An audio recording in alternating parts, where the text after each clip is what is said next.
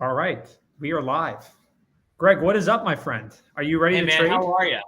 This is great. Yeah, I'm fired up. I got the uh the Alabama San Diego State game on up here, staring at the markets. And I look, you and I've been talking for the last few weeks. As a trader, I love the way this thing is set up, and particularly with basketball, a game of runs. It's one where an app like you guys with markets that are just crazy tight allows you to just get in and get out. I mean, we kidded about our local NBA team, the Sixers, how it's like sometimes you feel like you can set your watch to, oh, wait a second, 4 minutes to go in the first quarter, Doc's going to take the starters out. You know, let me go buy the other team for a little bit until they bring Joel back 2 minutes into the second quarter because of the ebb and Mhm. flow. Yeah, I'm looking at this. They just went to commercial with Alabama. Um, they do look good. San Diego State looks like they can hang, but this Alabama team has got so much talent. You're almost waiting for a run, and the odds sitting here, what we're at offered at 63.5 Mhm. to win. I kind of have a developed kind of a theory or a strategy, and it goes back to trading. Like for me I'm looking at a couple of the NBA games, and they're all heavy favorites tonight. Going in and like this San Diego game, like or the Alabama right now, when that opened, it was at about what 72-20. 72 was probably midpoint on the to buy Alabama. There's no real value Mhm. to me in buying that thing on the open, right? What I'm trying to do is I want to try to catch a dip here. I'd love to. In fact, Right. I'm going to put out a bid below the market as we go to halftime. Maybe we can Yep. get a little bit of because I still like Alabama in the game, but I'd rather buy them, you know, below this market. So set a limit order, and then just be there in case San Diego State makes a bit of a run, and that's play for that run, and then we should go back to a little bit of mean reversion. Um, so yeah, Yeah. I'm enjoying this. I'm waiting for the NBA to kick off. Yeah. So let's do this. I'm going to introduce myself to everybody, and then I'm going to pass it to you, Greg. My name's Alex. I'm the CEO and founder of a company called Sporttrade, and I'm really excited about this stream tonight because this is, as our name suggests, right? It's right in our name, trading. It's all about trading sports. Um, and what Sporttrade is, it's a sports betting app. We're live in New Jersey, but it's also not like any other sports betting app out there. It's not a place where you come and you place a fixed odds bet and you wait until the end.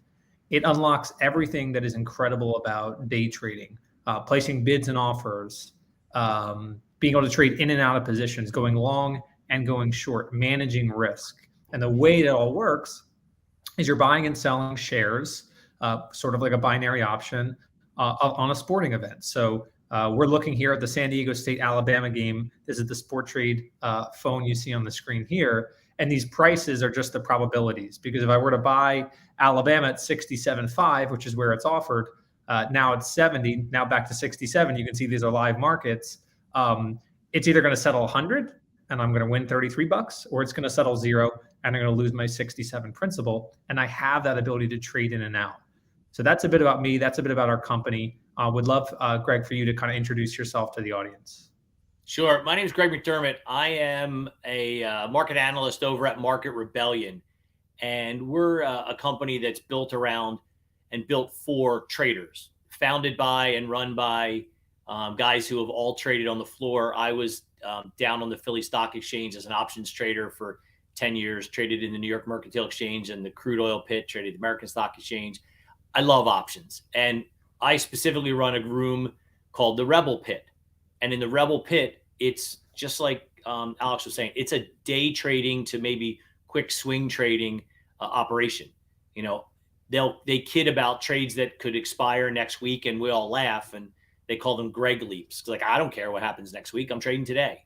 And that's the beauty of what we see Mhm. here is there are a lot of things that allow you to take. We're big fans of using the term DDA, discipline dictate action. And in situations like this, where you can get in and get out, it's very unique because, like you said, you're looking at that market right now. San Diego State just went up 23-21. Alabama's got the ball. If Yep. San Diego State, holds them here and scores again, live, you're going to watch those odds change. again, if you have a bigger position, like I'm thinking, I kind of like Alabama in the game. Big shocker. Greg likes the favorite. But if you can buy them at value and then maybe flip it out, it's a very unique way to trade. I've got the other game getting ready to go off here. Even the NBA games I was looking at, for me, there's no real value in the play on a money line game when, the opening odds are, 80 cents to win 20 cents, because I can get that bet later later tonight with a lot less uncertainty in it. So yeah, I've been doing it. I've been playing with. Later we'll talk golf, because I've already got a golf take for you for this weekend on the Dell. Got one I found I like. Yeah, this is great. So we got Alabama's trying to cut the lead as we get 2:50 left into the half. I think I got a fill on that. I was below the market at like 58.5. I think I am. Yeah, I think I'm live into that one. Oh no, I'm still open. I'm a 58.5 bid. So you can see if we could get a couple buckets by San Diego State here to close this out, you may see that market switch and get close to me getting a fill. And why am I doing that? Because I'm buying then Alabama below their, I would consider it kind of their all-in fair value. And I'll probably immediately put out a trade to try to flip them as San Diego State scores, and I'll probably get a fill. I love that. It is a totally different way of thinking about sports betting, right? It's one where I think traders are definitely going to, tend to understand better, where you can look at a market and say, okay, this market's 58 at 61. That's language that we all understand. That's a $3 wide market.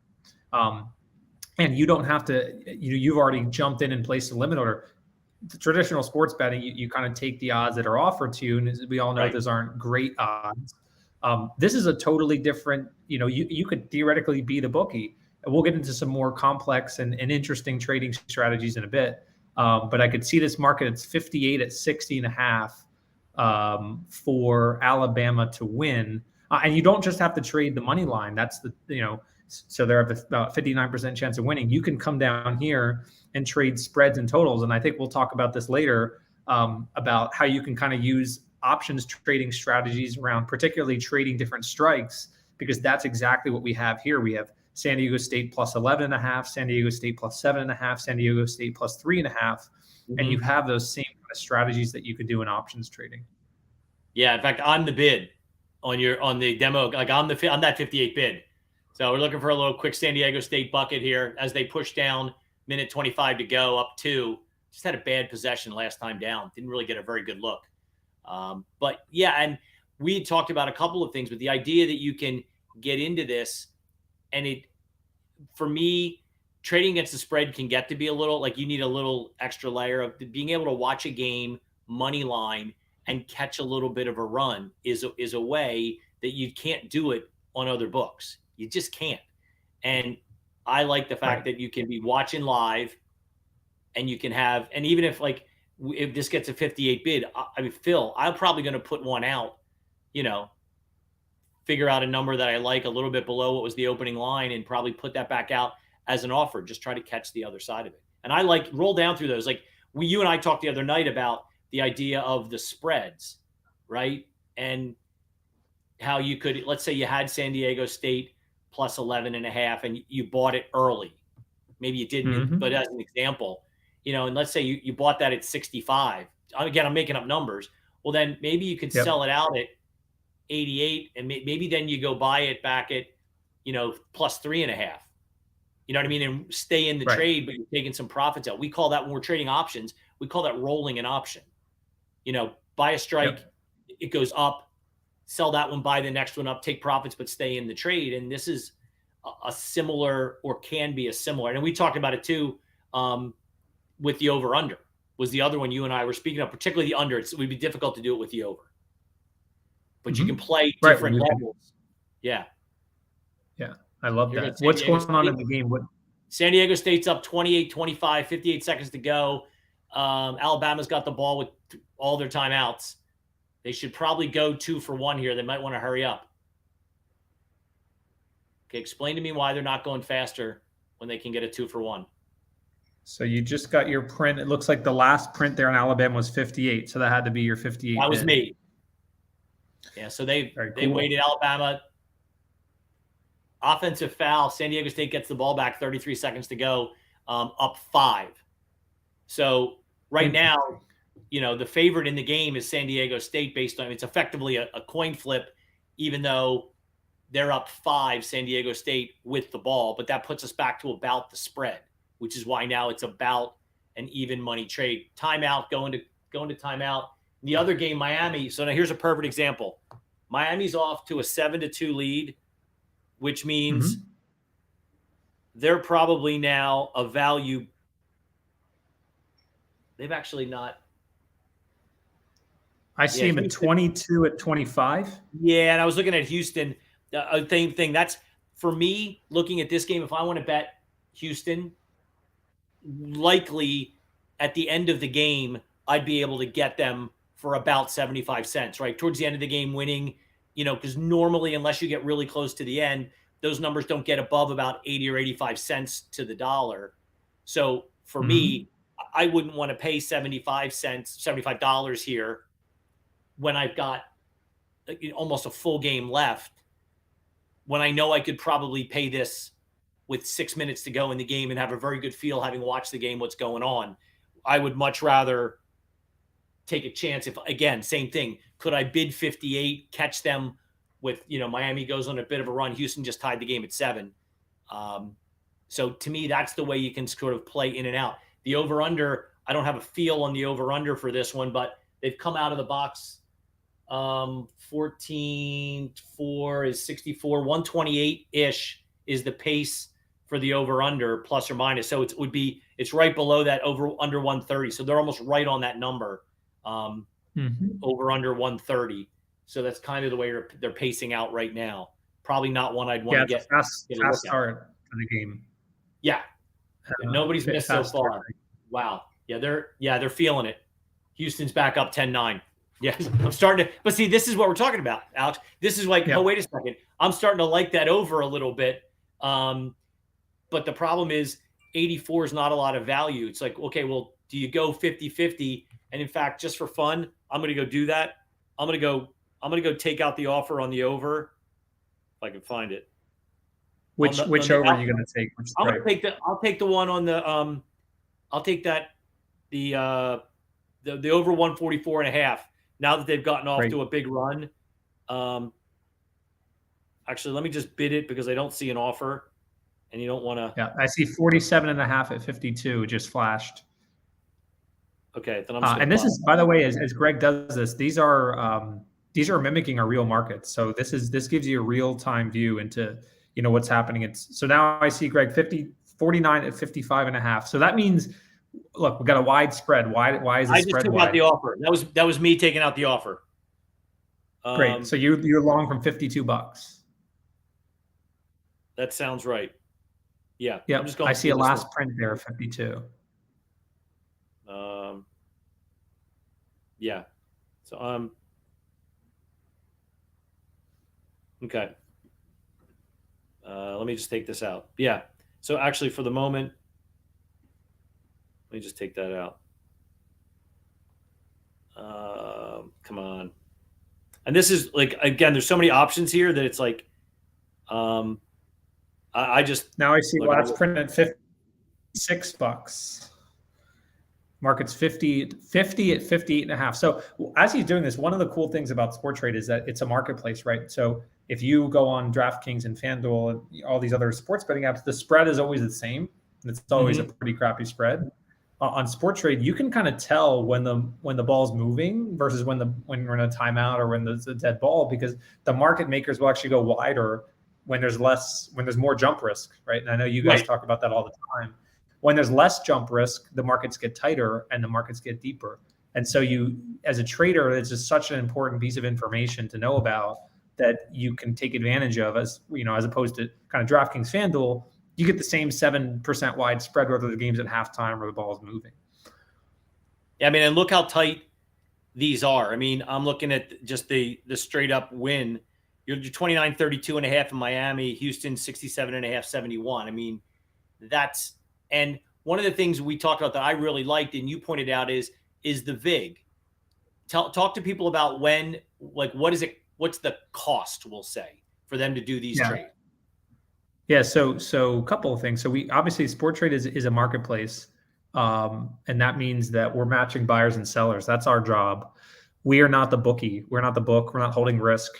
So the way Sporttrade makes money is we take 2% of your profits if you're profitable on a trade. So if I lift Houston at 71 and then they go 81 bid and I make $10 per share, then Sporttrade is going to take 20 cents.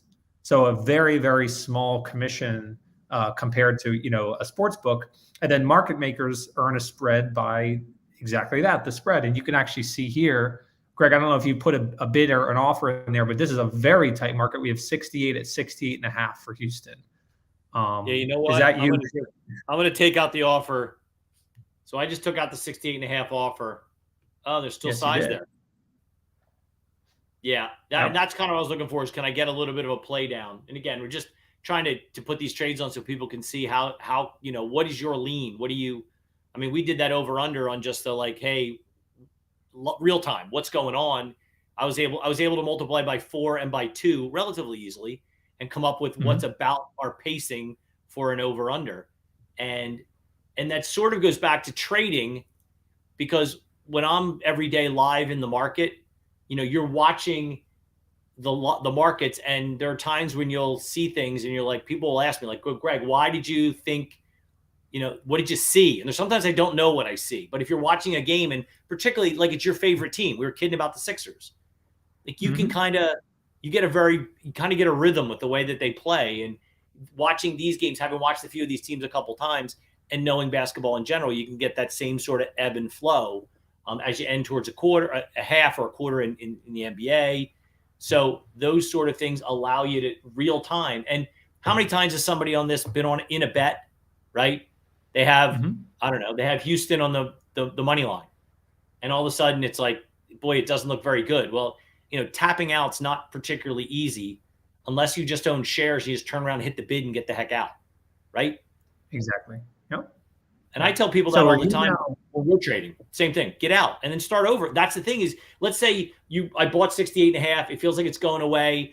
I hit the 60 bid and I've taken my loss, right? Well, I'm now out. And I might be like, well, now I like Miami because what I'm watching on the screen. And geez, take the over. They really are not missing. Yeah, they're lighting it up. So you have on this game, you have 2 shares now of Houston. You bought at 68.5 and 68. Is that right? Think so. I'm not actually. I have to double check it. I think I was buying in 5. I don't know. Like, I'll have to check my fills. Yep. I have Alabama at 58, down a few bucks. I have Houston at 68.5, and then I have the over 144.5 for Houston. Love it. And I'm gonna see what I'm gonna just go take my other screen. Let's see what the NBA is doing, because see, I was looking at those, and those 2 games, the Pacers and the Celtics, were both, like I said, they're high spread games. The one number was like 11, the other was 13, something like that. The home team, obviously the better team there. And it's like, can we get out of the box, and all of a sudden, for example, the Pacers go up, 6 at the end of the first quarter, and you can buy some value in the Celtics. But that's all I'm looking for. And it goes back to trading. Like, where's a little bit of value? To 100%. Me, like 75 cents right now for, any of these doesn't feel like, 84 cents for the Celtics isn't value, because I can make that trade an hour and a half from now with 6 minutes to go in the game, and probably can get that same, 5-6 to 1 return, get 15, 16 cents back on 85. So, not a huge return, but not a bad bet. And that's the other thing you guys give the advantage of. Like, you can buy 84, cash it out at 100 in a relatively, with relative confidence. Now, crazy stuff happens all the time. We got Houston up, down 17, 15 to Miami. And this is one where you start looking at the markets.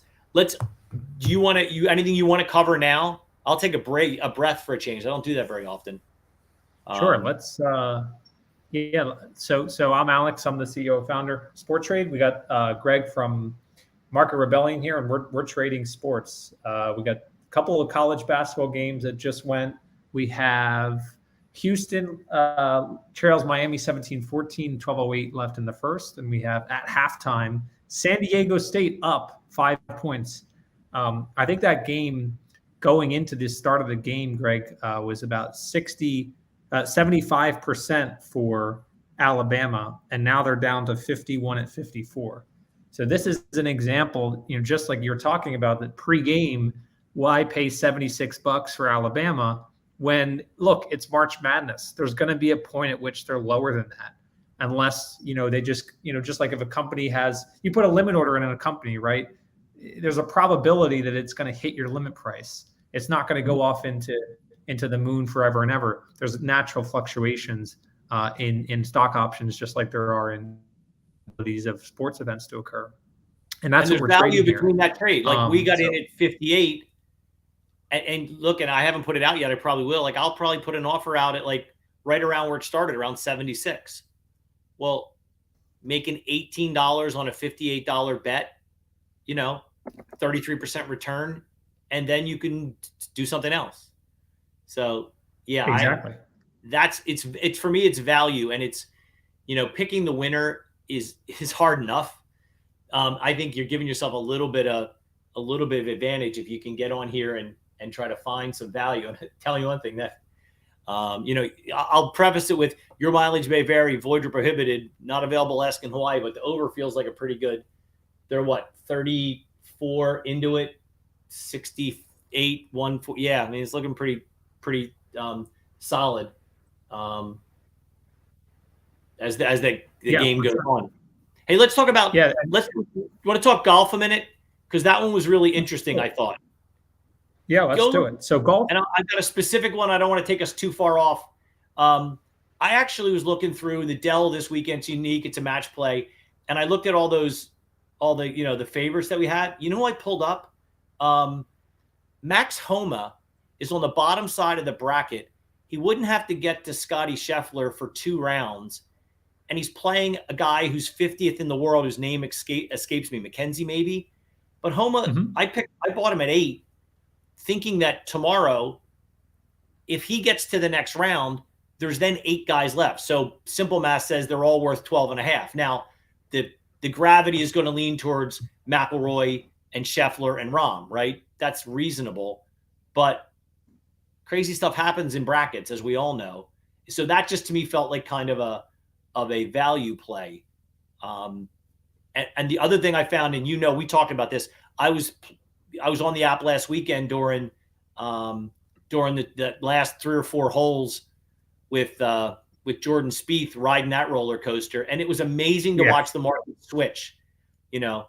He pushes one into the water, and he's immediately like the bid disappears, and then he somehow makes bogey, and all of a sudden he's 24 bid, and it's all over the place, and it's so much fun to watch.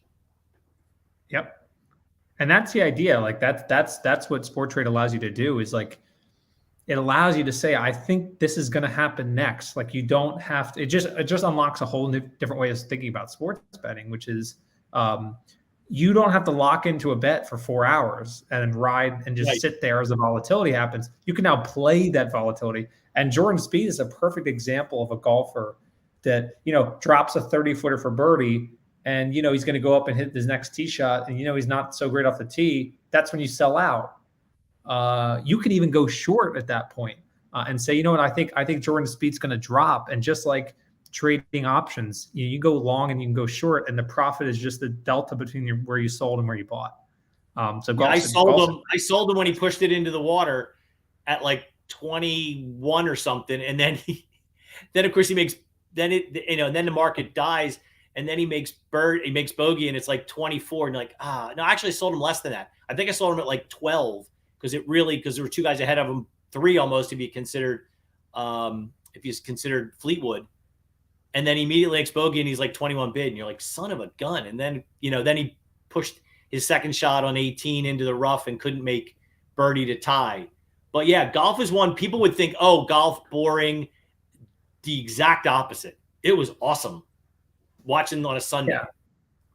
And this will be fun too because we kind of have some March Madness for golf, right? Like Right. it's not you versus the field; it's you versus one guy, and it's survive in advance. So you said you liked Homa; he's 7.5 and 8. Yeah, and who and what's the thought process there?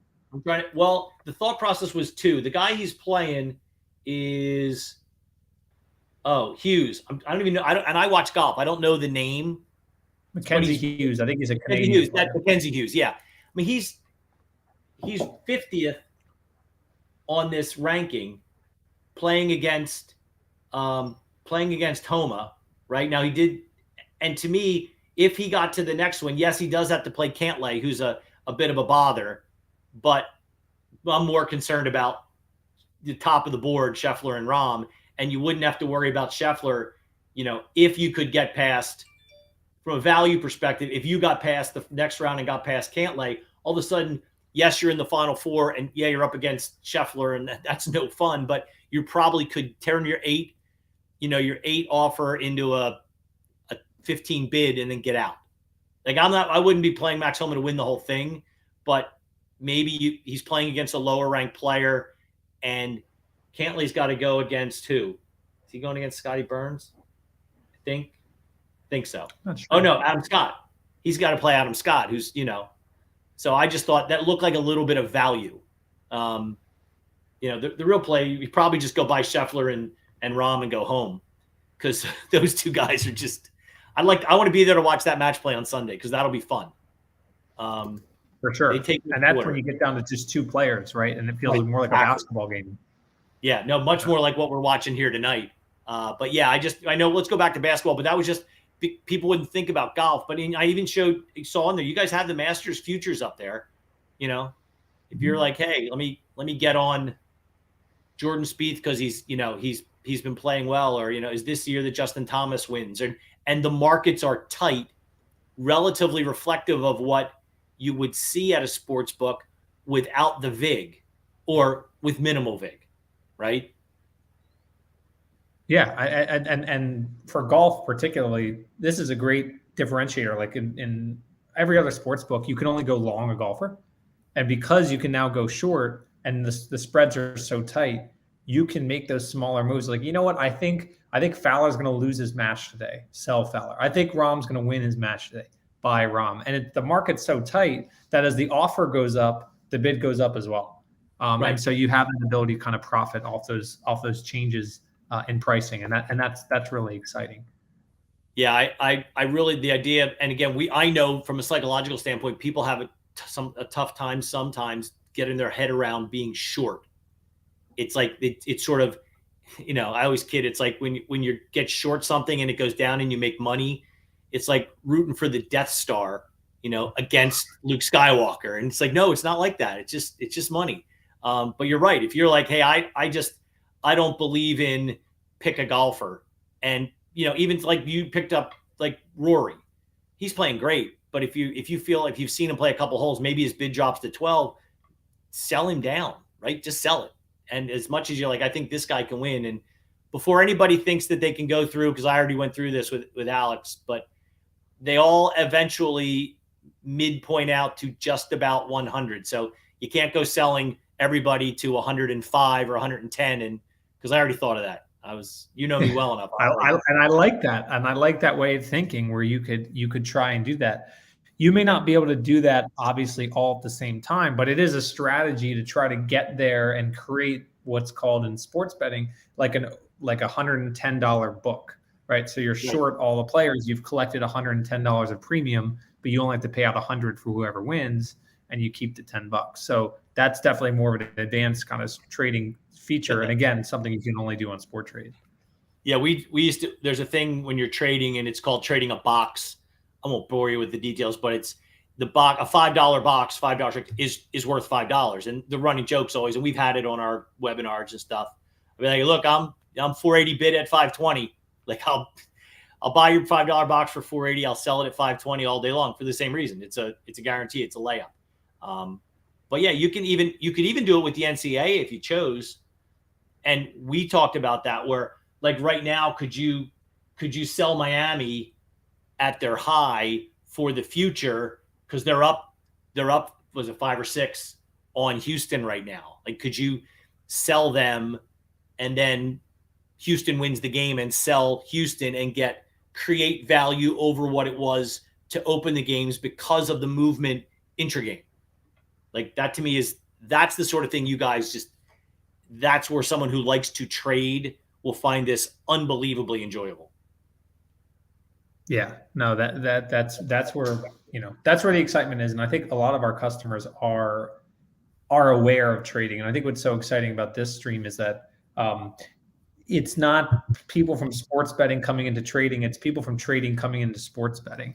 And being able to apply those same sort of techniques of making a two-way market or going short, managing your risk, rolling, which we talked about, buying over 140.5, and if the game's going crazy, hit the bid on that and then lift the offer on the over 150.5, and take those profits and roll it into a different strike. So all of those things really, really apply, which I think makes this really, really exciting.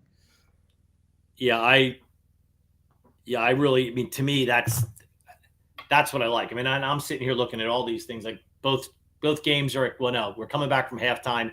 San Diego State up 5. I think the Alabama game is coming back up right now.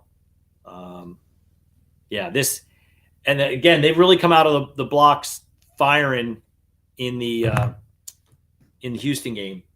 Looks like that the over is, again, it's math, it's a trend, it's not an absolute, but it looked like they were trending over the high side of that 144.5. And and also, like, you guys usually roll them out at relatively do you sort of place them over and above what is kind of like a general books midpoint even money? You like midpoint to even money and go over and above? Is that usually what you do? Yeah, that's what we do. So we're going to look at the San Diego State Alabama game. Right. San Diego plus 7.5 was kind of around 50 when we listed it. Right. And then we went like one strike up and one strike down. Now over time, this will be like a true options chain where you could go 10, 12, 15 strikes out of the money and say, you know what, I'm going to take Alabama minus 35.5, and I'm going to pay 20 cents out of $100. Right. Now it's a risky play, and you're probably going to get a wide market, but it allows you to kind of choose your risk. Or you could say, you know what, I'll take Alabama plus 30.5, and I'll pay 99.4 to collect the 60 cents. Now, that's not a strategy I would recommend, but over time, we'll have so many strikes that you can really choose kind of your risk return. Yeah, that's the layup. We talked about the other bet that you and I were talking about for the tournament was that total seeds under 8.5, that prop bet. And I think I paid, again, in the demo account, everybody, I'm in Pennsylvania, can't trade it. So my wife's happy about that. She's like, we're not going over to Jersey. And I said, no, we aren't going to Jersey. So it was like 6. And Alex and I talked through the logic of, well, why would you look, what did that mean? And I was looking at all the teams who were the favorites. And effectively it was a bet on Houston and Alabama. Because if you don't get them in the Final Four, there's no way you can keep the total number of the seeds under 8.5. Like the math just doesn't work. So, and we sort of said, if you got those two, you should then see a pop in that one. And then maybe that's something that you can trade against somewhere else. So again, trying to build like a risk portfolio of, hey, if this thing it was value at around, was it $6? I think it was, Alex. It was something like that, 4 or 5, whatever it was. But it was effectively 16-1 odds that you get Alabama and Houston to the Final Four. Now, I don't know what the straight up money lines were if you had bet them both times, but what it does allow you to do is allows you to go and maybe look for the next bet because you got this at such a good price. And we do that a lot in trading. It's like, oh, look, if I can get a value, where can I then maybe take some advantage and leverage that risk, but measured risk, not just like, just start banging out bids and offers and not really practicing discipline. Yeah. And that's what you have to have in this, like, is discipline. You have to be able to understand if a trade's going against you. It's not always about doubling down and lowering the cost basis. It's about understanding, hey, I was wrong about this. And the uniqueness about Sporttrade means that we're going to give you the ability to de-risk at a fair price.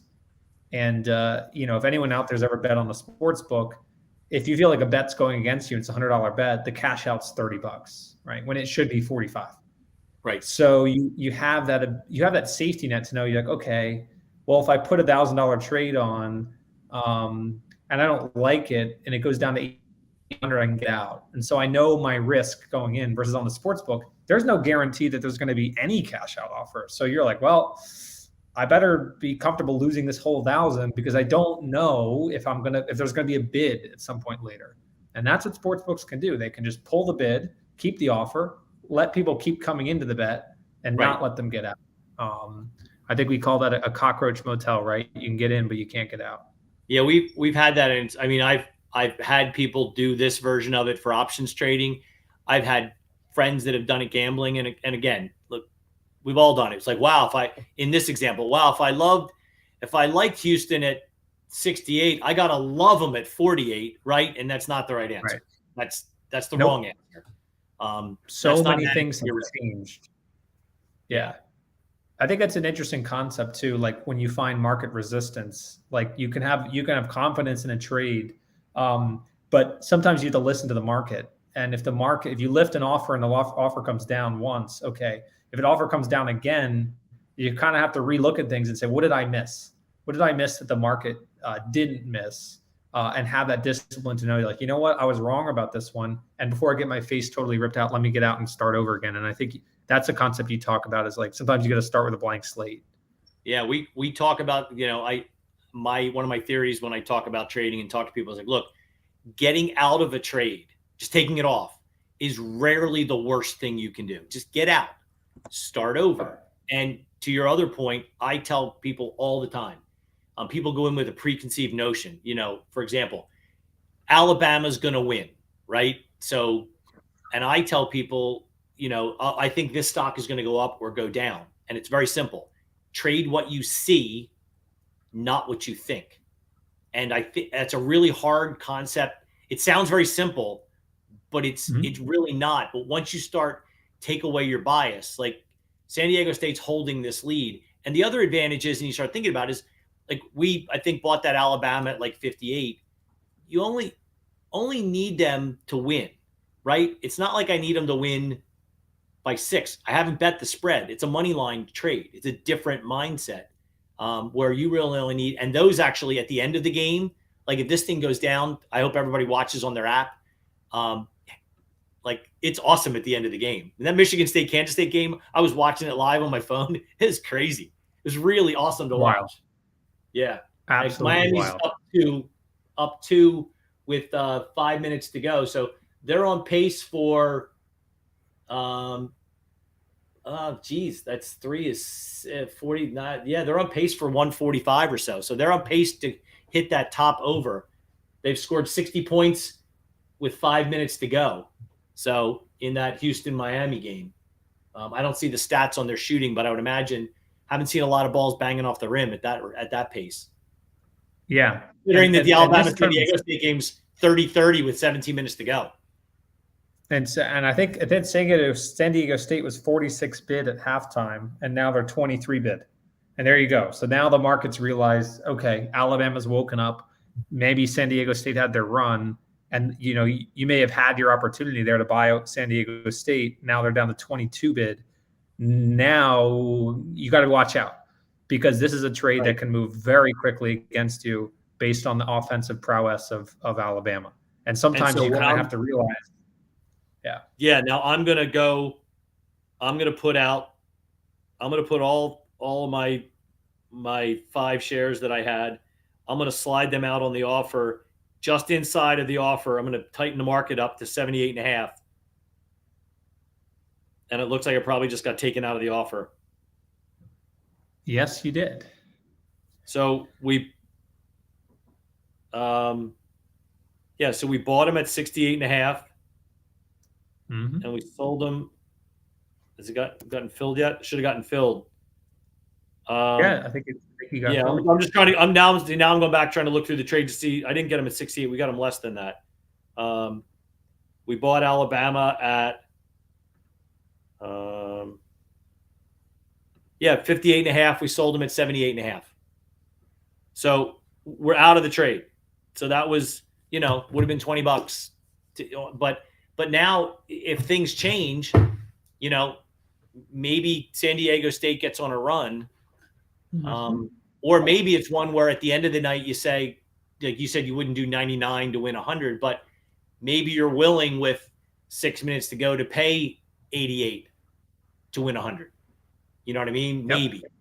And we still have that, like I said, we still have that over under. But yeah, and now now Alabama's, you can see them. It's now one of those things where I would imagine that market is probably moving as we speak because Alabama's, 81 bid.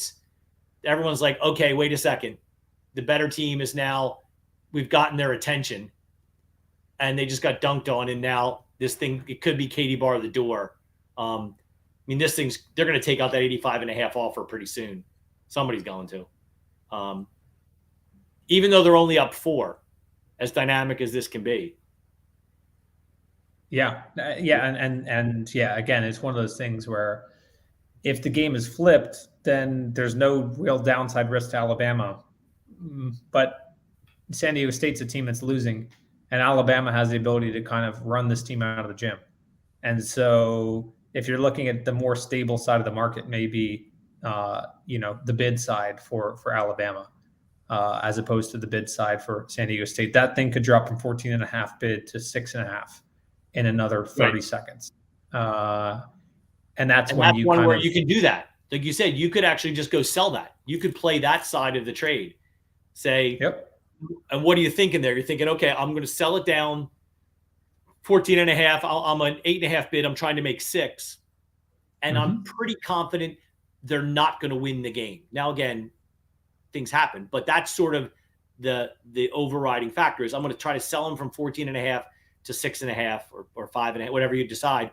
I'm going to take it off before the end of the game because I'm pretty confident Alabama's going to win this game. So within the apparent certainty of Alabama winning, San Diego State losing, and again, the same trade as the other side. If you wanted to pay 85 and sell it at 92, it's the same side of the trade. You're doing the same thing. The risk reward is the same, but it's the idea of within relative certainty, there's opportunity. Yep, certainly. And it's not always about buying the team that's priced low. You have to kind of take into account what is happening. Now, okay, San Diego State, I have them down 4. Is that 36, 32? I think that's the number. Yeah. They just went to commercial. I think it was 4. Yeah. Yeah. Interesting. And I mean, Alabama is the de facto probably the best team left in the tournament. Really, you're making a very good point. I mean, it is only a 4-point game and you're getting 6-1 odds for San Diego State to win it. It's a very interesting potential trade here, only because, and again, the time delta, like the time window we're looking at, we're not thinking, well, we're going to put a 17 bid in there, expect to get filled, and then ride it up to 100. It's like, well, wait a minute. If this game stays close, right? What is the probability of the bid going back above that to 25 or 30? You could have taken this from Gonzaga last night, right? Yeah, I completely agree with you. That's, to me, I'm looking at this thinking it's only a 1-3 and 1-3 by San Diego State and their 25 bid, right? So let's just go look. We've talked about it. Let me just go do it. I'll put it out so we have. I'll just go take out the offer. Price changed. There. I see 17 at 21.5. Right. I tried to buy it at 18.5 and they drew the offer. Someone beat me to the offer, or they moved it. But yeah, so I bought it at 21 and now they moved it right in my face. That's not a good sign. It's just what you said. Yeah. Somebody drew the offer and then filled me. And then it was probably you messing with me. Yeah. Behind the scenes, or that it was Dan having some fun with me. But yeah. So what's the idea there? I'm immediately going to go San Diego State and put them out put those 5 shares out at, at like, I'm going to put them out at 31, and just try to play. Maybe San Diego State hits a couple of threes here and makes it a game. Yeah, no, 100%. And that's exactly what we're now. It's 18 bid, 18 at 22. Right. And this will change every possession. Like that probably just meant that Alabama missed a shot, and now we're looking at a San Diego State possession. Yeah, San Diego State got the ball down 4 on the run. Hit that. Wow, they have the ball. They're 19 at 23 now. So now your trade is marked kind of right at par. I mean, you lifted 21.5 and the midpoint's 21. Foul. And he'll shoot 2. There you go. 20 bid at 24. So I mean, that's exactly what we talked about. So again, we're just trying to play that movement. It's not, we talk about it a lot. Like, it's not about hitting home runs if you're day trading. Singles. Put runners on base. Singles and doubles. Limit your losses. 100%. Yeah. Yep. And it's fun. If we look at those NBA games, I can show you what I was talking about. Neither of those first 2 games, Celtics were big favorites, Wizards were big favorites, and those lines effectively have not moved. It's Celtics are 82.5, 84.5, the exact same market for the Wizards.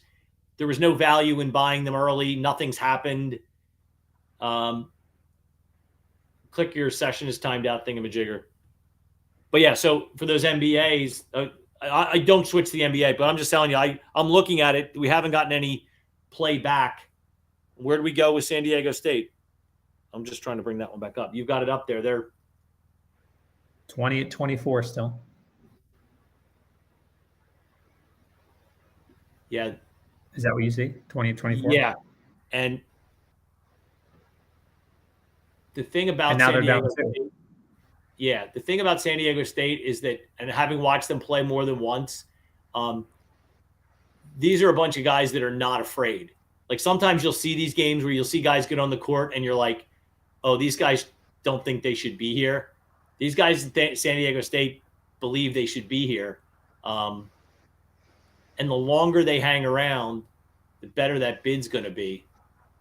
Again, I'm just trying to play back to the other side. I don't really care who wins this game.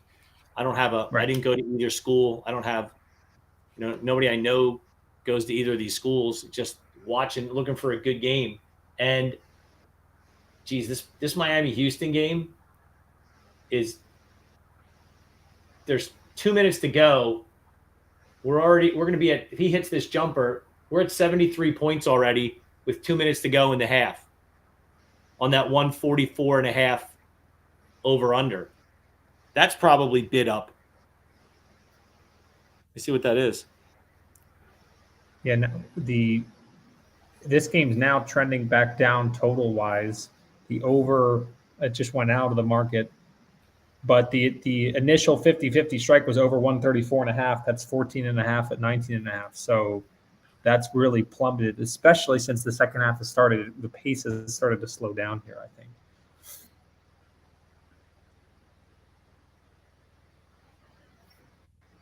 Yeah, I mean, if you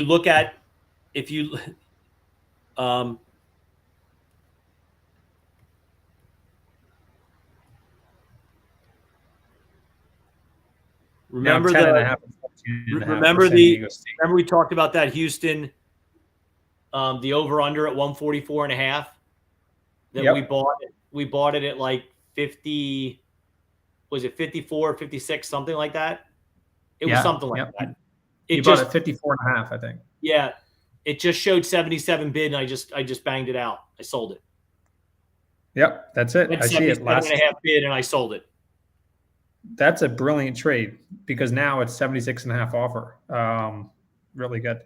Makes up for the guy who ran on me for the on the offer for San Diego State. For San Diego State. We'll call it even now. Yeah, the specialist got me once, I got them once. We'll call it even. Well, that's the thing is, I didn't have a limit order out, but I was watching it and I just saw it go 77. I was like, sold. But that's why you put orders out there. I tell guys when we're trading, particularly on an expiration Friday, which this feels like, you should, if you've got a plan going in and you're willing to get in at this level or that level, and you're willing to, this is your target to get out, put it on the book. Get in the way of the market maker. Like, put it here, because if you're at 77, they can't make the market 76, 80 until you're not offering at 77. And they don't want to sell anybody else's, so they'll pull you out of the way to make the market wider, because they don't want to sell at 77. They want to sell at 80. They'll buy it back at 76. No, exactly. That's exactly right. I think, interestingly, like, limit orders is such a new concept for sports bettors, because it's never really been, like, you don't think about sports betting that way. You think, well, the bookmaker is going to offer a price. They're going to make the book, and I can take it or not take it. And this is like, and using limit orders is such a game changer, because now the market maker has to be honest. And the market makers we have, they're from trading. Like, they're not a bookmaker. They don't come from a bookmaking background. And so what it means for you as a customer is like, hey, I think this spread's too wide. I'm going to put a bid at the midpoint. Well, now you just made the market better for everybody else, right? Now another person puts in an offer at that midpoint, and now the market's a tick wide or 2 ticks wide. And now the market maker says, well, I either have to sit on the sidelines, or I have to take. Which they may do. If it's not a size trade, they may be like, look, for 10 shares on either side, I don't want to pull my bid up and buy a lot there. I'll let them figure it out and I'll jump in behind. Or they might be like, yeah, you know what, they're right. I'm going to join the bid and we're going to move this thing higher. And it's truly a market. I mean, when we talk about that, it's one of the strategies we use pretty successfully is get in the way. If you know where you want to get out, it's a lot harder. And I'm not saying because I just did it, but like, I hit a market order there, just looked quickly and did it. They very easily could have moved the market. Nothing illegal with that. Just if I didn't catch it, but if I was on the book at 77, I never would have missed it, because it went 77 bid, they'd have had to fill me. It's just the way a market runs. And also the advantage is you've got more participants with varied opinions. If you go to a sports book, it's you against the book. There's nobody in between, right? Yes, other people move the market by what they bet, but it's all funneled through what the book does, where you guys, it could be you and I could be the bid and the offer and make it 2 ticks wide. Or it could be the book may have a lean one way or the other and be heavy on the offer for whatever reason. And the market, the rest of the participants can be the bid, and vice versa. Yep. And that can happen sometimes. Like, when I look what happens in the market, there are definitely times where, as they say, the public, they like one side, and the market maker has no choice but to kind of move. Because if they keep refilling their offer at the same price, if people keep lifting it, they'd be stupid to do that, right? So simple supply and demand. If everyone likes something at 60, then why not slide it to 61 and see if there's still, and that's what the market maker tries to do, right? Is try to find the market equilibrium to where they can start to bring in some two-sided flow. And as we all know, that's kind of how a market maker. We used to do it all day. You just want to make a market where you have apparent value on either side of the trade. Now, again, there are days where you have to make a market. And that's the thing, is like, ultimately, if everybody wanted to just buy Alabama here, the book's job is at some point find a place where they're willing to sell, right? Yes. And that's dictated by paper, us trading, as well as what's going on the screens above us. And I think people from sports betting, like, when we explain, like, hey, we're going to build a sports betting exchange, that's where people get tripped up on. They're like, well, what if everyone wants to buy the same side? And I ask them, well, what happens if everyone wants to buy Tesla? The market clears. There's a market clearing price. And it's the market maker's job to kind of read these trades that are coming in and removing their quotes as an indicative interest of buy and sell demand. And so I've had really sophisticated, brilliant people ask me that question. Like, well, I don't get it. If you're going to build an exchange and it's peer-to-peer in nature, what happens if everyone's on one side? And then I say, well, what happens if everyone wants to sell in the stock market? The price goes down. It's that simple. Yeah, well, the old days, like on the floor at the Philly Stock Exchange, I stood in the Dell Computer Crowd, the busiest equity option in the country. And we started off, there were 6 market makers, and the specialist. Now, it got to be 100 market makers and the specialist, and it was the biggest specialist book anywhere. But that was, if we, the market makers, could not provide the liquidity needed for a trade, it's the specialist job. They're the buyer and seller of last resort. That's their function in a market. And they don't always have to step in, but if they do, that's their role to make a market, within the parameters that you guys have set, and, the law sets and all those sort of things. But yeah, ultimately, yeah. Could you run a book? Like, could you push a market within this? Yeah, I mean, probably not, because ultimately, what do we know? They're going to hedge it somewhere. They'll pass the risk off, just like you would in any other market. It's like, okay, well, how do I pass off the risk? They're not going to just take a stand, likely. They can, but it's just not, that's, the paper's telling you something. Right. Yeah. So this game is about to go to, let's see here. I have the Houston game is at halftime. Houston is losing by 6 points. So let's go to that Houston game and talk about some of the other really cool things you can do. So this market for Houston is 54.5 at 57.5. This is how I would trade this market. Okay. Houston was losing at halftime last weekend on Saturday, as we all remember. They were losing to Auburn. They're down by 10, and they steamrolled Auburn in the second half. So here's what I'm going to do. I'm actually going to have plenty of account balance. This market's 54.5 at 57.5. So here's what I'm going to do. I'm going to bid 50 shares at 55, and I'm going to hop over the bid. So now I'm best bid at 55. Right. But I also recognize that I want to play both sides of this market. So I'm going to go back in here, and I'm going to sell 10 of those 50 once that's filled at a limit price of 57. So here we go. This is the amazing thing about Sporttrade is now I just made the two-way market. I'm the market maker. I'm now 55 at 57. I'm way heavier on the bid side because I fundamentally believe that Houston's going to win this game. And now if you're out there in the market and you want to buy or sell Houston or Miami, you're going to trade against me. And that's the really cool thing about this is, like, for me, as someone from a trading background, that ability to do that is a lot of fun. I'm going to come in here and I'm going to place another bid. I'll try to buy 10 at like 56 and see if I can't get some interest from markets from the participants that way. So now I am 56 at 57 times 10, and I have a 55 bid times 50 behind that. And there we go. I've kind of just stacked the book. And now if there's trading interest, I'm going to get fills. And so that's the way I kind of think about using Sporttrade to my advantage. I'm trying to take out your offer. Let's do it. Okay. I mean, not all of it. I paid. So you just listed 5. Yep. Okay. And so that's the side I ultimately want to be on. So this is interesting. But I use the market maker to tell me what is the market value. Okay. If they're 54.5 or they're 50, I think they were 54.5 at 58.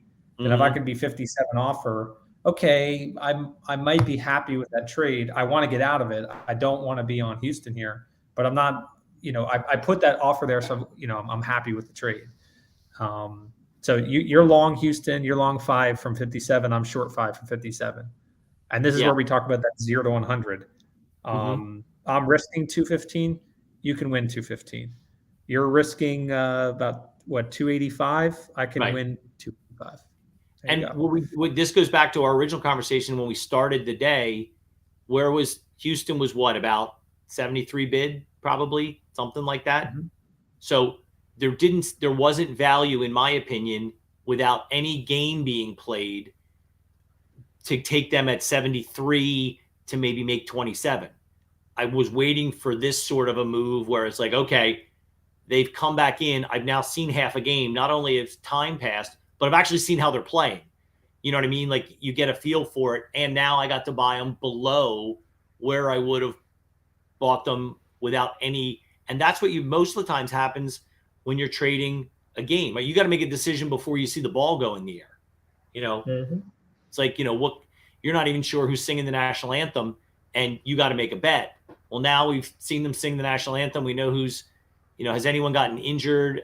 anybody in foul trouble, all those sort of little things that at halftime provide a lot of information that makes you feel a lot better paying 57 than it would have been at 73. Besides the fact it's less, right? That's the obvious thing.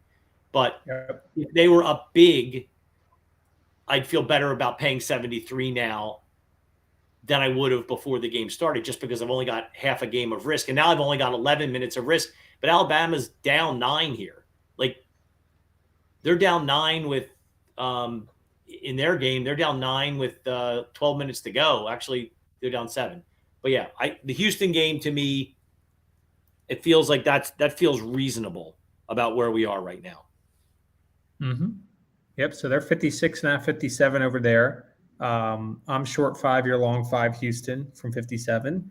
San Diego State. I mean, you're fighting back here. Where you're long, I think 5, right, from 21. Well, you know what happened? I tried to take out, and somehow I put in I guess it was a fill or kill order. It never executed, so I never got the fill. Remember when I said it went away, went to 21 and came back in? So I never got the fill at 18. So theoretically, I don't have a position on. But the idea would have been get in around 18, 19, 20, try to catch a move up to 30 if there's a bit of a spurt, and then hopefully close it out. I mean, I still like Alabama in the game. They're only up 4, but the thought we had looks like it probably might come to play. I mean, hit a 3 here, and San Diego State's going to go 28 bid, 27 bid if they're only down 1 or 2 with 11 minutes to go.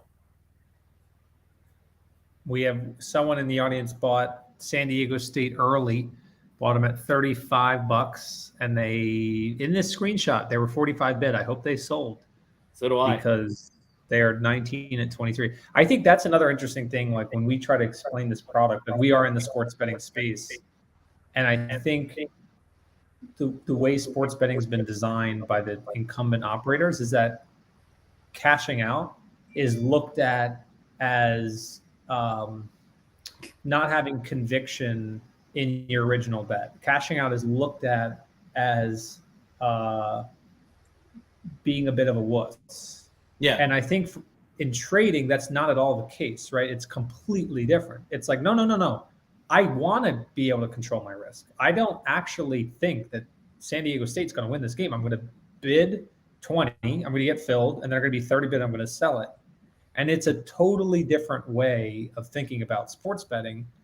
And when we talk to customers, sometimes like, FanDuel has a cash out. So what's the real difference?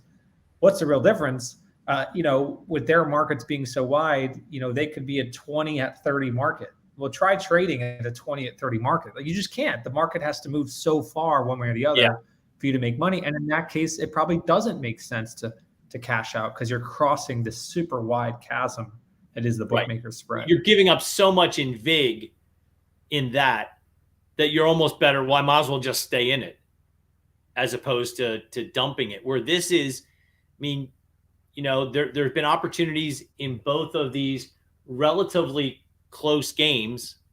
There's been some swings, which is pretty normal for basketball, where there's been, a little bit of a window, right? Taking a single.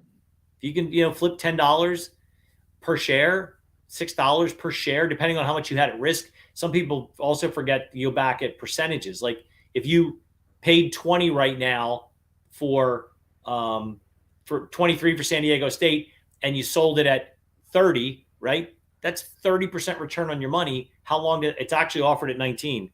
Oh wait, I was just looking at your screen. It went offered at 19. By the time I looked down, it turned around. I was reaching for my my phone here, trying to take it. Well, you know how you do that? You put a bid in. Yeah, I like it. So here we go. Here comes a bid. Yeah, I think that's a really interesting way. And that's another thing people don't really think about is like, well, in terms of percentages. Well, if I buy 20 and I sell 30, that's a 50% return. Like $10 out of my 20 principal is a significant return. And so that's a way of kind of bifurcating a game into smaller segments. And that's what day traders are so good at. They may not care about the intraday. They may not care about what's happened over the last 3 months.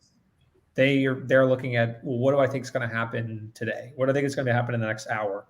You were listening in on me today at work because that's all I do. Like people like, where do you think? I mean, they ask me on Friday. It's become the running joke. Greg, what do you think is going to happen next week? I'm like, well, I hope they ring the bell Monday morning. I don't care because of what we're doing now. Overall market, that's a whole different question. But in this, we have guys that will trade on a Friday and buy options for 50 cents, 40 cents. And I won't do it to the audience here, but I'll tell them, look, if you pay 40 cents for an option and it goes 60 bid, then I scream sold really loud. Like, look, that's a 50% return on your money in however long it took. And that, I think sometimes people forget that. And that doesn't mean in this case, well, then let me do, if I'm only trying to make $10, let me do 10 times the size. That's not the answer. No, don't do it that way. That's not the way you do it. That's how you put yourself in a bad spot. What you do is it's like lather, rinse, repeat. If you can go find $10 and find $8 and lose $4 and make $9 and lose $9 and make $7, like that's what you're trying to do. Or if you're someone that says, look, I really just like the odds and I'm going to wait till the end of the game, you can do that too, right? It depends as active as you want to be within the course of the game. 100%. Let's see here. Let's see what's going on in Houston. I'm still short 5 shares from 57, which means you're long 5 from 57. Let's switch over to NBA. NBA are really exciting markets for us. I think the markets are a little bit tighter in the NBA. There's a little bit more what's called priors, a little bit more historical data. When you think about college basketball, you could be talking about a 19-year-old kid that's only played 6 games, right? And in the NBA, there's a bit more of a rich data set. So if I were to look at, these NBA markets, they come into Miami a night early, right? Did the away team fly in the night before and hang out in Miami for the night? Can that affect the outcome? It can. It's been known to. Yeah. And so you can see here, Spurs are down 4 at halftime against the Wizards, and you can see they're 20 at 22.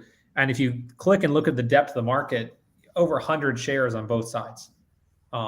Now 20 and a half at 22 and a half. If you were to compare that to a sports book, you're talking about a market that's about 3 times tighter. The average sports book's about 6 to 7% wide during the game. And that's what we're talking about, is like, that's just where the market maker is. If I wanted to come inside that and price improve it, I could. In fact, if I bid 22, they may take it out. Let's try that. I'm going to bid 1 share for $22.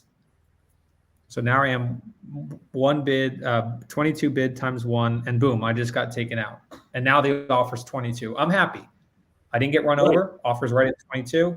That's the brilliancy of this, is like, you don't, like, I would never do a market. I would almost never do a market order, right? Especially when it's like halftime. I'm like, well, I can get $0.50 of value. And I think that's what you're talking about too. Like, how often do you tell your audience to say, like, hey, don't always have to do a market order. You can do limit orders too. Yeah, no. We use limit orders, particularly on like in the opening when things get a little crazy. Pick your number. I mean, I this morning we had a couple markets that were very wide on the opening, like dollar wide, and I'll always put a note in there, like, bid, don't buy, like bid with caution. Yep. And the trade we just talked about, that San Diego State. Look at the market. Remember we were talking about San Diego State at like 20. Tried to buy them at 18. And we were just 19 at 22 with a 34 bid, 44 bid. Oh my God. 44 bid. Wow. Yeah. So it just went up 100% in like 3 jump shots. And San Diego State I can hear Greg right now yelling sold, right? So if you're there all day long, just yell sold, get the heck out. Look at this. They're 50 bid. 50 bid. I like to call this the flippening. Anytime you have something like this and a team actually, and look how tight that market is, 50 and a half at 51 and a half. Really, really tight market. And it's flying around, which is really exciting to see. Wow. 40. I mean, this is just went from 42 to 48, 51. Right. That's I mean, San Diego State's up 3 with 8 minutes to go right now. See the bid disappeared? That 44 and a half bid disappeared. It went 19 at 50 for like a split second as that bid disappeared. 3-pointer. Oh, no. San Diego State ball. So yeah, but we just talked about that. Like, I still think Alabama's the side, but 100%. But at 20, there was value there, and we were simply playing for the flip. We wouldn't have been able to get filled at 30. It would have gotten because it gunned past it so quickly. That's a charge. Yep, good call. Yep, 45 and a half at 50 for San Diego State. And now you start to look at it, and if you're long San Diego State, now you think, okay, 50 is about the price I may want to get out, especially if you have a timeout. It could stop the momentum, flip back over to Alabama, right? Because you just had an offensive foul, and it might be – not sure if it – I'm just trying to see. Look, at 8 minutes, they're going to a timeout right now. That market will probably widen up, out and down, because it's the under 8 minute timeout, offensive foul, San Diego State. It's Alabama's ball. Yeah, 46 and a half at 51. And so Alabama has the ball down 3. Is that what you're saying? 3. Correct. Okay, so let's try this. I like Alabama here. I'll try to buy 1. And again, I don't want to pay the offer. If I can put my bid a tick below the offer. So I'm 53 bid times 1. We'll see.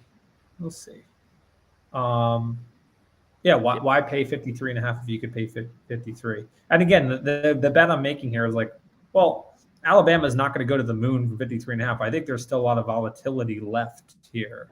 And so I just need the market to dip below me, and I'll have saved $0.50. That's kind of the way I look at it. I want to look at what the market is for that Miami, Houston. I'm looking at it. The over 144 and a half is now 75 bid. Because they're over that number at the half. But yeah, we caught that a little under, 5 minutes in, did a little math, multiply by 4, multiply by 4, multiply by 2, or just 8 if you prefer.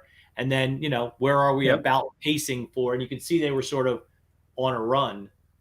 So yeah, that was an interesting trade. And I think this one just showed them is, to me, we were able to show everybody with that San Diego State, the game within the game, and where basketball is so much fun. Because it was a timeout. Yeah. They were only down about 4? Were they down 4 or 5 when we decided to go that way? It wasn't a lot. They were down 4, and you would have went long 5 from 18. And then all of a sudden they're 50 bid, and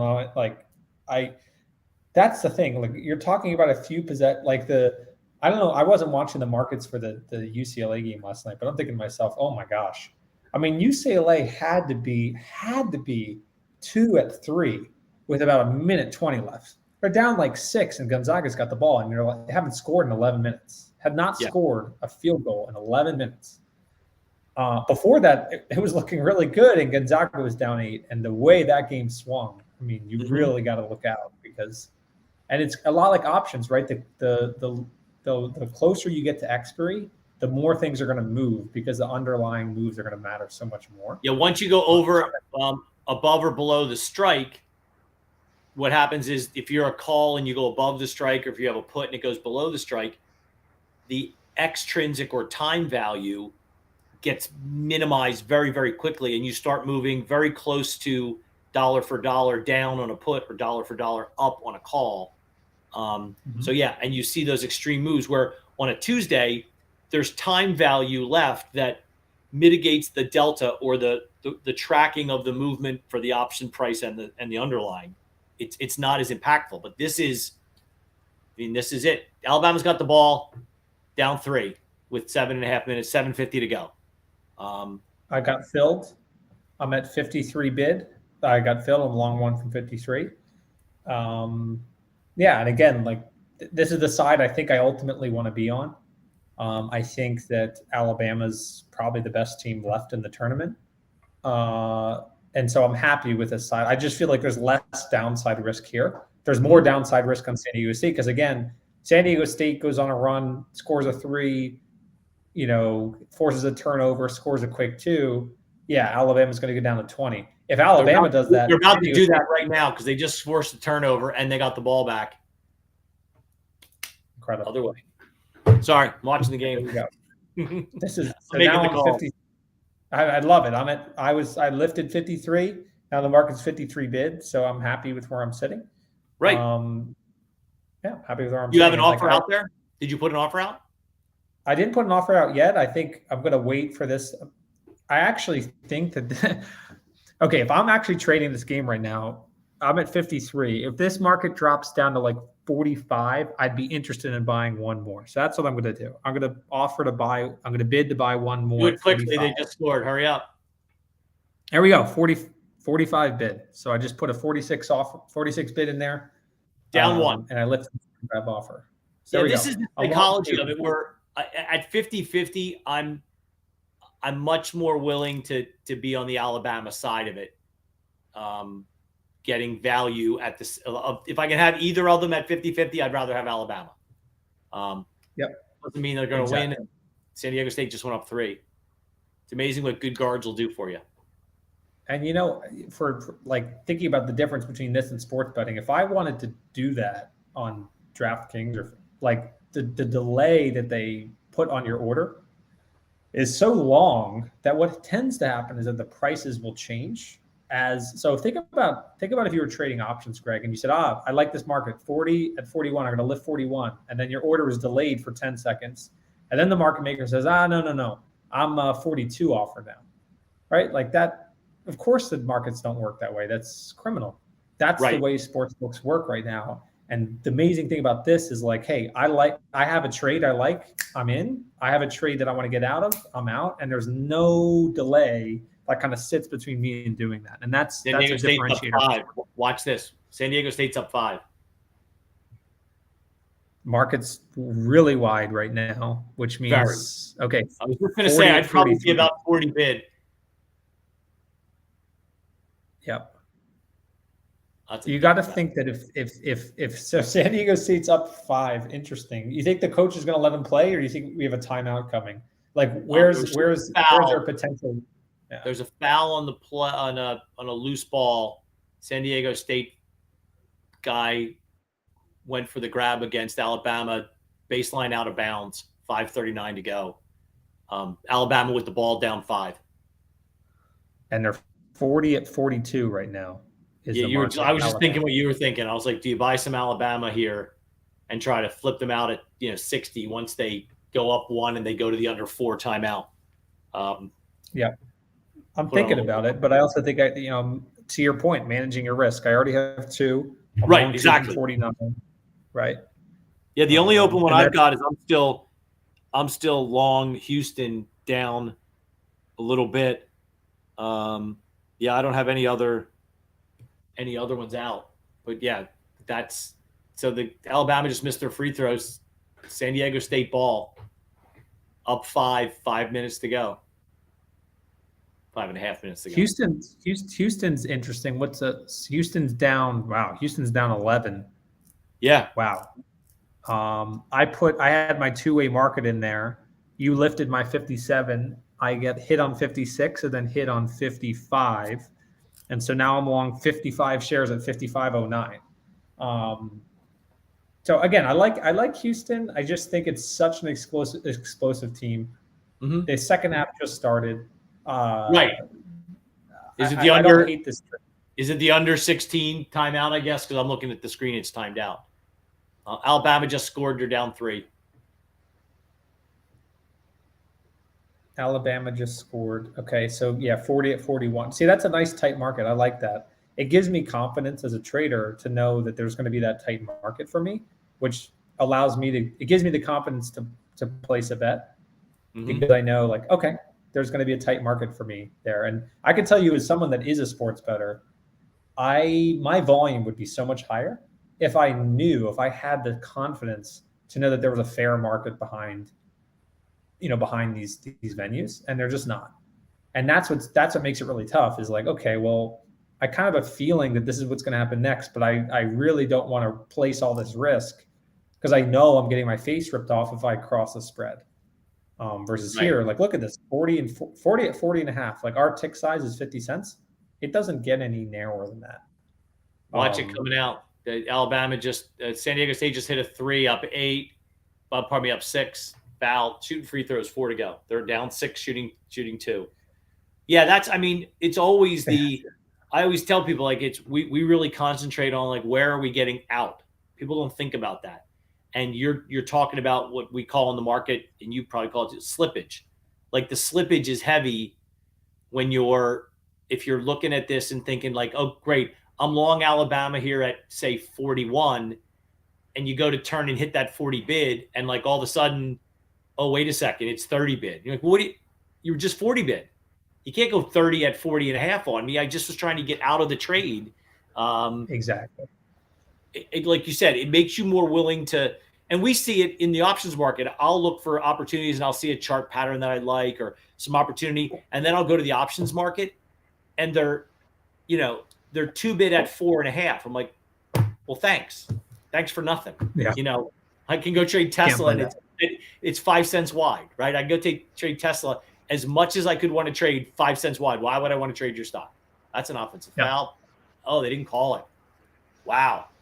So I still see Alabama at 40.5 offer. I'm see here, like I'm less confident in this.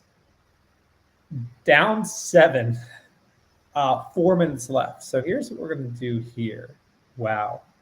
I'm going to decide to sell out of Alabama, and this is what we talk about, managing your risk. So I'm going to sell I bought 2 at 49. I'm going to sell 2 at 40. Right. Take an $18 loss. I'm just from where I'm looking at it, the bottom could fall through at any moment. Down 7 with 4 minutes left. You're starting to enter a world where the seeds do not matter. You're starting to enter a world that I don't want to get involved in. So I'm out. I'll take an $18 loss. I had an opinion on the market. I was wrong and I got out, and that's critical. No, that's when we like to say that hope and prayer is not a trading strategy. And when you get to the point where it's hope and prayer, it's like time to just get out. Just because, look, it's hard to take a loss, any loss, or none of them are fun, but you feel that because now you don't know. The opportunity might present itself in this Alabama game. There might be something that sets up, or this Houston game, which is a 6-point game, Houston down, Miami's got the ball 17.5 to go. You might see an opportunity here like we just saw. You know what I mean? Like a 20 to 50, that may show up if one team, again, there's going to be a skew to Houston, even down 6. What are they? Houston's still the favorite. Yeah, they're 53 at 59. And so here's another world where, like, okay, I've traded in and out of this a little bit, and I have a position that's way too big. I got to manage my risk here. So I'm long from 55.09. I don't really care about winning or losing on this trade. I care about minimizing my risk. So I'm long 50 shares. I'm going to try to sell. If market's 50 at 55, I'm going to try to sell 10 at 52. And the market maker just beat me to it on that. That's fine. The other cool thing, Greg, about Sporttrade is you can kind of manage your order. So you can say, I'm going to replace this order. I was 52 offer. Now I'm going to be 51.5 offer. And I don't want to end this game with a position in more than 10 shares. Rain or shine, I need to manage this position. So I just got filled.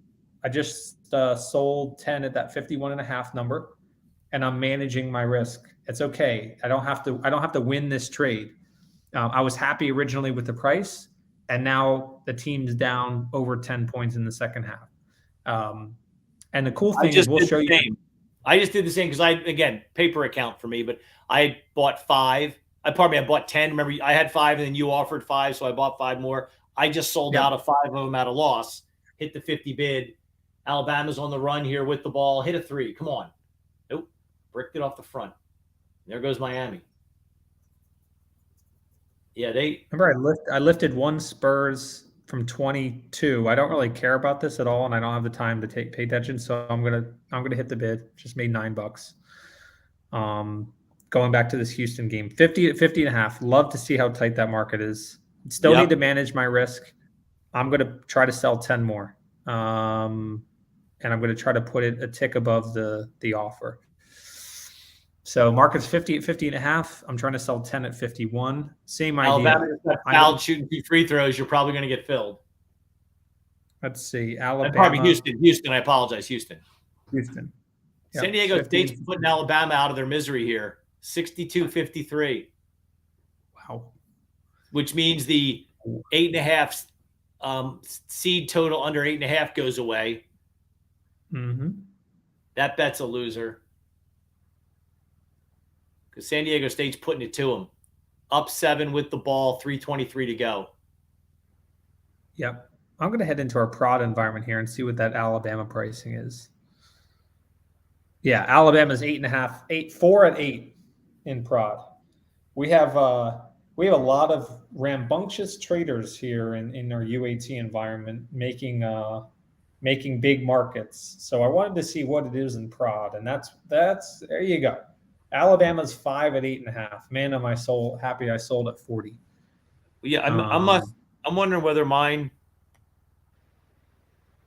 is that the live market, because I've got a different market. You're seeing 40 at 40.5, right? Correct. Or 40 at 41. Yeah. Yeah. So what can happen is we have this environment's being used by our investors and company and friends and family because it's a free to play environment. So what someone has done here is there's a huge market, 40 at 40.5. So there's free money if you want to hit the bid on 40 on Alabama. It's probably so deep that our market makers in machine, its model is thinking that it's finding too much market resistance and it's backing away. But there you go. If you want free funny money, hit the bid on 40 in Alabama because I'm trying. If I can get to a point, let's see, how many could we? 300. We're going to really try to take out. That's interesting. 13, 15. All right, the bottom just fell through in Alabama. 26 bid. That's still too high. So I'll make a market. There you go. I'm going to make 7 bid at 40.5. There you go. And it should really be like this. Yeah, it wouldn't let me trade it. It was telling me that it wouldn't let me hit the bid. So one thing we do is it said I already had a position, but I don't. Yeah. Let's Unless see. you have an open order. Oh, you know what I did? I did have an open order. Oh well, doesn't matter. So now I think the bottom has fundamentally fallen through for Alabama. I'm switching over our prod environment. They're 7 at 10 in prod. I mean, I would hit the bid on 7. They're down 7 points with 2 minutes left. Very interesting. Yeah, this is where it gets so fun. These end of the games. I mean, I didn't see what happened at Gonzaga last night, but that had to be crazy markets. Some other big trades we've had. So we have this thing called the Sporttrade Whale Tracker. There was a customer today that that sold Gonzaga to win it all from $2.50. They went short. They put 10,000 on it. So they're betting 10,000 to win. I think it was like $250. So there you go. There's a trade. There's someone that really thinks Gonzaga is not going to win at all. Yeah.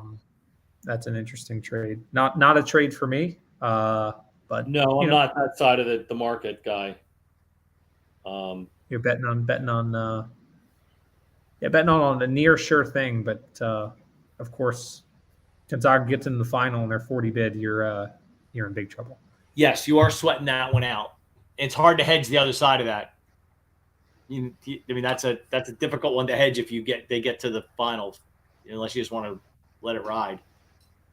Houston is okay. So now I'm long 30 shares. They're 51 at 62.5. I'll try to sell 10 more. 53 bid now. I like to see this. I'm going to be 57 offer. If I can end up this game flat, I'll be pretty happy. This went sideways on me.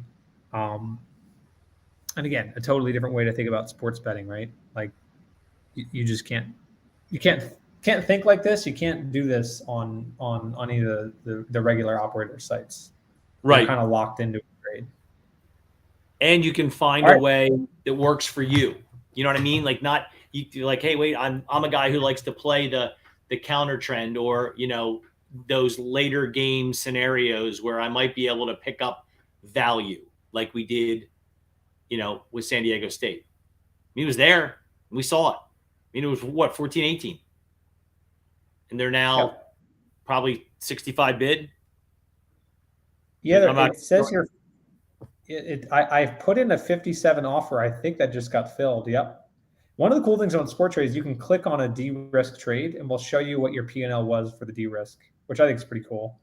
If you use a normal sports book, each bet you make is a kind of siloed position. They don't like roll all your trades up into like what's known as a volume weighted average price, which I'm sure you know.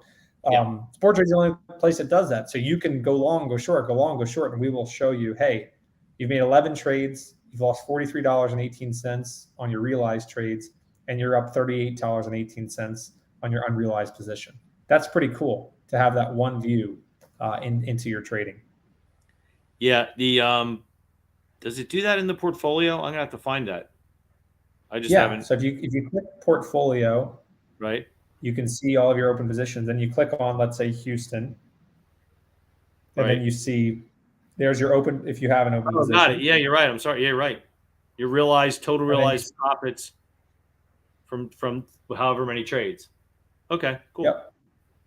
And then you can see all the now, will that roll in anything that has to do with that game? So if you did an over/under or anything associated with that game falls under that, or is it just that bet, that win lose bet?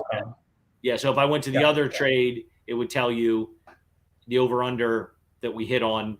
Oh, okay, that's true. Okay, got it. That's very cool. Yeah. I got Cantlay at 100 shares of him from 7.5. I'll dump that. He's 10 bid. Easy money. Boom. Just made 245. Funny money, of course. Here we go. Golf is like the Masters. I think we even have the Masters, quoted in our non-prod environment here. Yeah, I saw that. You rolled by it earlier. So look at that. Scheffler at 11.5. I love that. I mean, this guy is so good. It's unbelievable how good Scotty Scheffler is. I think he won this last year, right? He won 3 tournaments before the end of the majors. I think that's a great trade. That's not someone. That's how about Scheffler and Rahm against everybody, against the world, 5-1. See, I love that, and see that's a way that like sports bettors don't think, right? Like you could buy 10 shares of both of them, and you have $80 of upside. Yeah. Not to mention, you could sell one, and the other one could still settle at 100. In which case, you really can be looking at a lot of upside. Right. I immediately look and say, like, I like those guys against everybody. With no Tiger in the golf world, like I just give me those two against everybody. Because yes, could any of those guys beat them? Yes, absolutely. There are 20 guys that could win that thing, But if I have my choice, give me those two at 5-1. And you look at this and you see like Sung J M or Victor Hovland. Don't look now. $2. Alabama's down 5 with an and 1. That is unbelievable. I'm going to head into the prop environment, see if there's a quote on Alabama. The last print there was $6.50 for Alabama. So that's either someone closing out. Nope. Now we're back 8 at 12 for Alabama. Very interesting. I don't see it in the prod environment, but that's very cool. Yeah, I mean, look, he's gonna make this free throw. It's a 5-point game it's a 4-point game with 1:10 to go.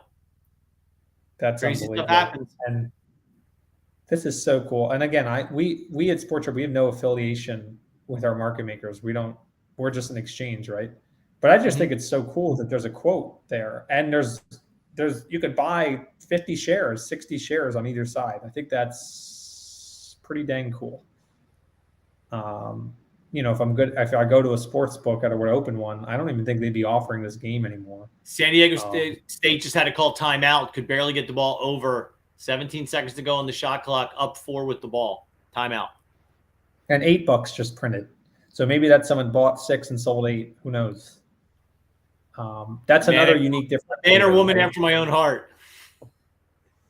It's amazing. Yeah, it's amazing. Now they're 8.5 at 11. And that's another cool thing. Like you go on a sports book, there's no such thing as like price action. There's no such thing as like an order book. There's no such thing as time and sales. And that's what this is all about. Like, okay, you can see the market last printed 8. The market's 7.5 bid. Okay, someone probably just hit the bid, and now it's back at 8. Now it's back at 7.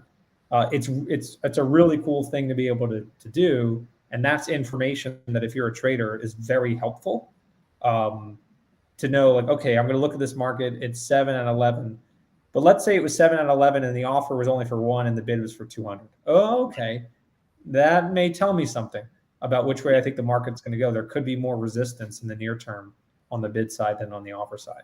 The game inside the game. The game inside the game. We're going to take this, Greg, to the end of this, the regulation for San Diego State. Thanks so much for sticking with us. This is awesome. Now, this is fun. San Diego State, Alabama just lost a sneaker and a foul. So now they're going San Diego. Now have a free throw shooting contest. So we didn't know we'd get the bet on that tonight, right? A free throw shooting contest? Yeah. Because that's what we got. That's what we got. These these college basketball games, it can always take the last 2 minutes, right? Can be 15. That certainly was the case last night, the Gonzaga game. I just couldn't believe Gonzaga had the game won. Unbelievable.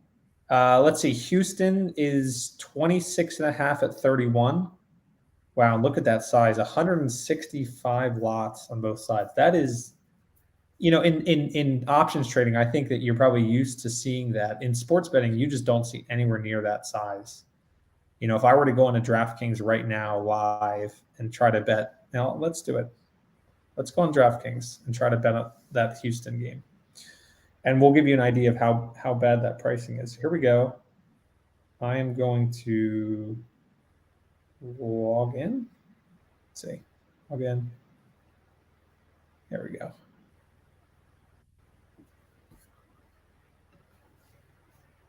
And we're going to try to compare. He missed the first free throw. Alabama's got the ball. Down 4, 52 seconds ago. Open 3. Missed it. Rebound. Put back. 2-point game. 66-64. Wow. I'm now stuck into this. So 66-64. Right. 46 seconds to go. Don't have to foul. And there's a quote. What do you think? You got to think quick, Greg. Alabama's 14 at 18. What do you like? Take it. Lift it. I like the odds. I like 5 to 1. Mm-hmm. I don't know why they fouled. You're only down 2. You didn't need to foul. Someone just lifted 18.5. How cool is that? So this has been a very active market for us. Man. Sorry, I'm coaching the game too. I watch the games and start like call timeout, don't call to why you fouling. So he makes the first up 3. Still plenty of time. Was there 55 seconds left? 45. 45 seconds left. No quote. We've gotten there down to a minute to go. Last known print, 18.5 for Alabama. Could that be someone closing out the position, or is it someone going long on Alabama? Yeah. Or San Diego State? Houston's down 9, 11:20 to go. Alabama's got the ball down 4, 42 seconds ago, 26 seconds ago on the shot clock. We have a good friend, Mark Goldberg's been trading. He sold out of Alabama. He was long Alabama to make Final Four, and he's been trading that live, and he just cut his losses. Sold out, saved $295. Dan's telling him to buy back in. Let's see what he does. Who's the ball out on? Now we're doing the slow-mo, whose hand did it touch last? Oh, these reviews take forever. There's like Indeed 6 hands they do. there. Indeed they do. See, this is where I need my son. My youngest son, Seamus, is the best at, like, He always makes these calls, basketball, football. He always gets them right.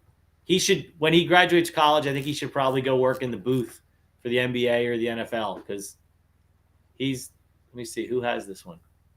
And it's the kid from Alabama knocked it out of bounds. That's San Diego State ball. You got to think that Miami's gonna go up 17. 15, they're gonna go up 14 here. They're shooting Miami's 83.5 at 83.5 at 80, 84.5 at 86.5 right now. Wow. They opened at 50. Miami plus 6.5 was offered at 50. It's now bid at 94. Man, and see, that's why I said making those you can roll. That opening trade just doesn't feel, with this sort of opportunity. I'd rather give the game a little time to settle in because it's not like they're going to go. It's not going to run to 95 during the game, and you're never going to get in on the bet. Alabama down 4. That now you got to foul. Somebody foul them. So back to the free throw shooting contest, Alabama and San Diego. So both number 1 seeds are on the ropes here. San Diego State. And how about that? Yep. Miami was 27 offer pregame. They just what are they like 75? Are they like 75 bid?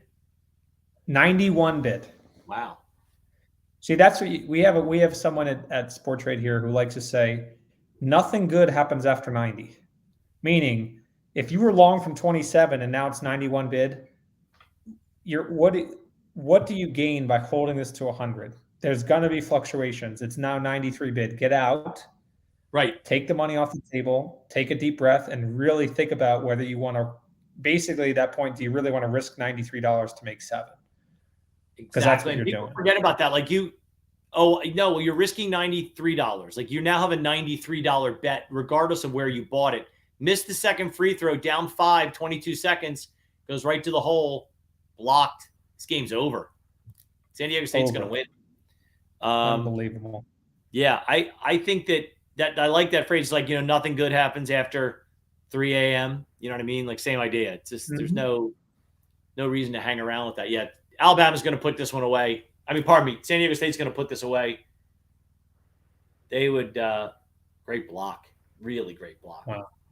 Do you when you're basically with traders, do you ever tell them, like, especially when they're trading on the day of expiry and they're looking at an in the money call, let's say, do you ever say, like, hey, don't you want that money in your pocket now? We talk about that. Right.